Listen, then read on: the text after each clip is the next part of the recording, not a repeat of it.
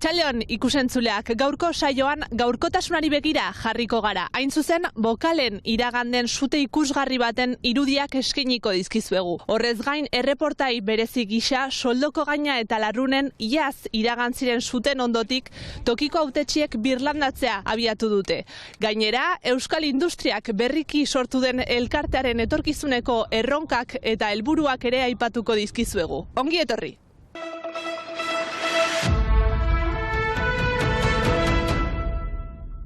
Sute bat piztu da atzo gauean bokaleko 4 etxebizitza dituen eraikin batean. Orotara 11 pertsona ospitaleratuak izan dira. Horietariko bat egoera larrian dago eta Bordeleko erietxera eraman behar izan dute. Beste 10 pertsonak Baiona eta Biarritzen ospitaleratuak izan dira. Iparraldeko zein Landesetako 75 suhiltzailek parte hartu dute operazioan. Gertatutakoa ikertzeko eta batez ere sutearen jatorria ezagutzeko ikerketa bat abiatuko du poliziak.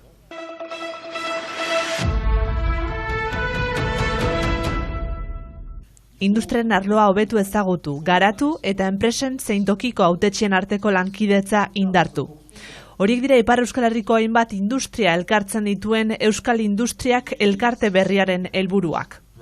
Lauak, sokoa, artzainak edo espia ejo bezalako industriek parte hartzen dute. Eraginkorra gara, pragmatikoak eta proiektuak ditugu, hori da garrantzitsua. Ez da plazerra egiteko elkarte bat, lehiakortasuna irabazteko elkarte bat da, hori da funtsezkoa. Gure plataformekin hemen aspaldian ere harremanetan gira industria bultzatzeko, bereziki innovazio hortan eta teknika berriekin, eta bistan da ere bertzaldeko enpresekin ere zerbait iten dugula. Orotara Mementoz Lapurdi, Baxi Nafarroa eta Xiberoko 41 enpresa daude, 4.000 langile biltzen dutenak. 4 lanildo jada definitu dituzte, baita landuko dituzten hainbat gai ere. Hala nola, ingurumena, produkzio katen modernizazioa, komunikazioa edo produkzioa bera ere. Plataforma teknologiko bat izango da Xiberoan, etorkizuneko industriari zuzenduko dena. Aipatu dezakegu ere, ingenieri tekniko bat kontratatuko dugula, industrien beharrak definituko dituenak, denoi onurak ekartzeko produktibitateari begira.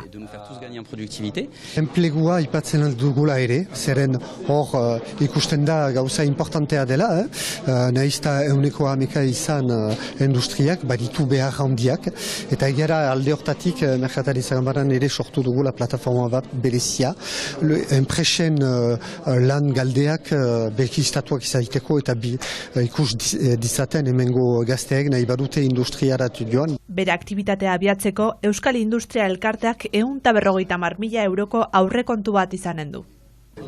Erdia Euskal Elkargoak, Euskaldeak eta departamentuak eskiniko dute, eta beste erdia elkarteko kide ezberdinen arpidetzak izanen dira. Gaizeatzak lantzeko industrietara bisitak antolatuko ditu elkarteak, besteak beste produkzioaren prozedura ezagutzeko. Lehen hitzordua apirilaren 29an iraganen da Hendaiako sokoa enpresan.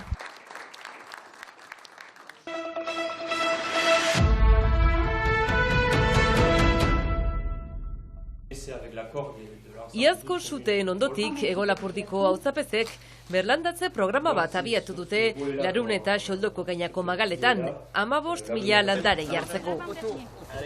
Biriatu naritzak jarri dituzte simbolikoki berriki unkituak izan ziren herrietako auzapezek.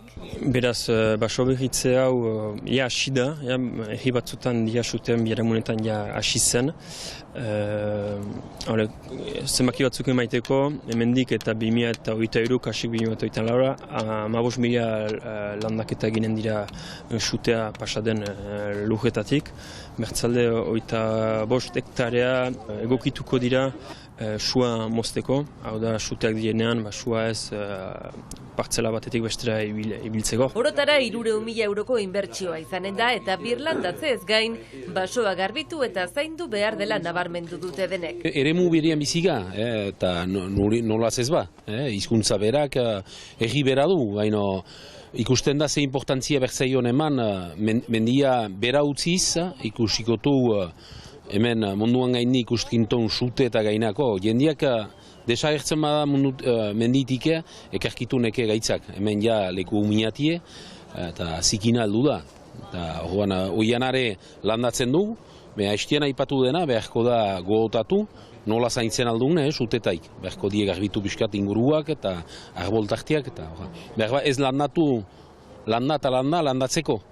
Gero bi suteatek ere matekotan ez duareke interesik. Hor bia landarea arbol landatuko dira gutxi gora era, baina gero bada beste partea dena antolamendua, antolaketa, garbiketa, sumozketa horiek egitea, oda baso erdi batean erabakitza hainbat metrotan ez dugula landaririk emanen sua mozteko, suaren bibidean mozteko, eta ere zinbestekoa dena da, gure basoak garbia txikitza, baso zikin bat kako etxan artean, xutei entzinen, egeskiago erretzen da, egeskiago sua garatzen da, ezinbestean gure basoak azkenean konpondu behar dira, xutearen ondotik, baina bereziki entretenitu behar dira. Xuteek baino utzi dute bilanean alde positiboa ere.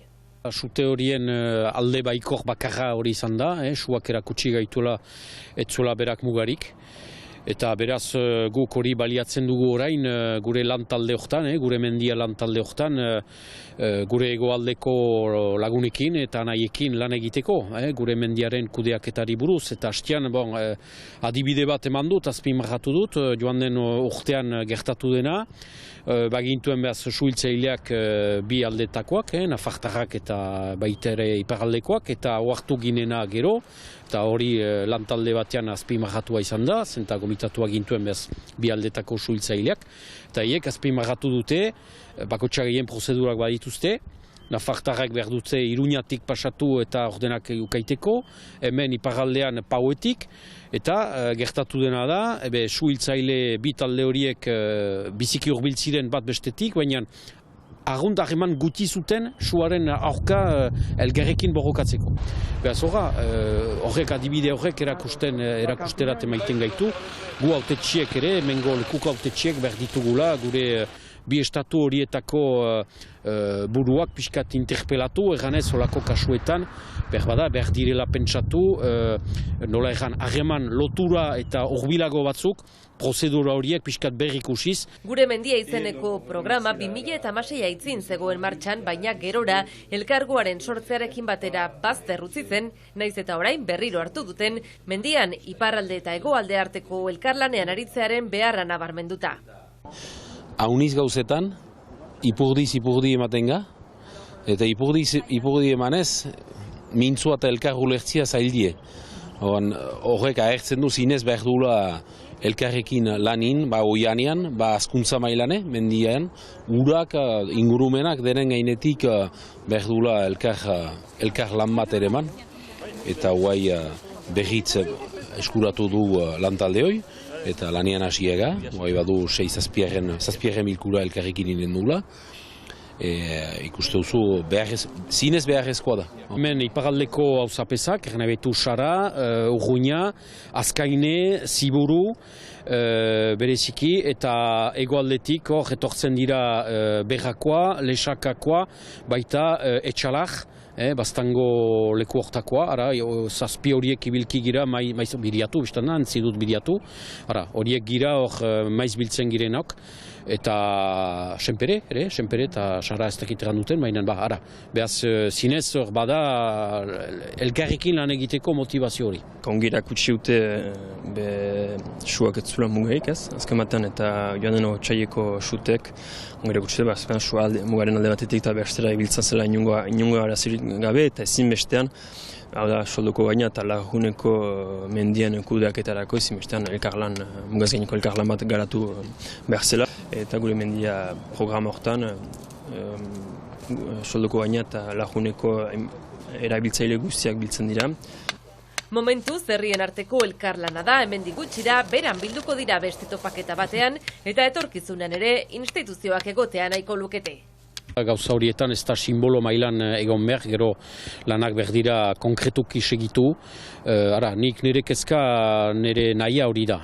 Mendi hau kudea dezagun elkarrekin, hegoalde eta iparaldeko hautetxiekin. Zenta nahi bali badugu gure mendi hau babestu, nire ustez soluzio bakarra da eta hoberena.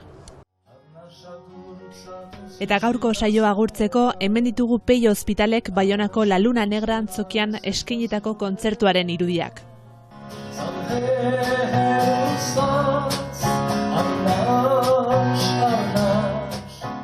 sortzez ezpretakoa den kantariak bere kantu ezagunak proposatu zituen taula gainean Baionako herriko etxak antolaturiko neguko bestaren karietara.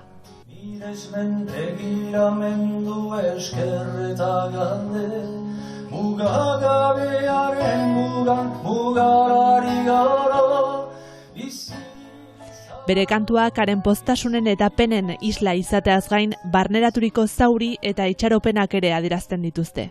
Publikoak errepertorio ezaguna kantatzeko parada izan zuen gaualdi zoragarrian.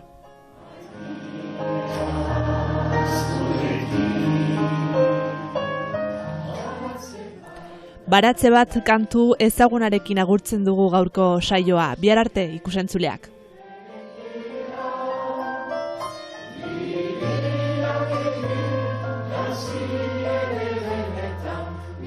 Colores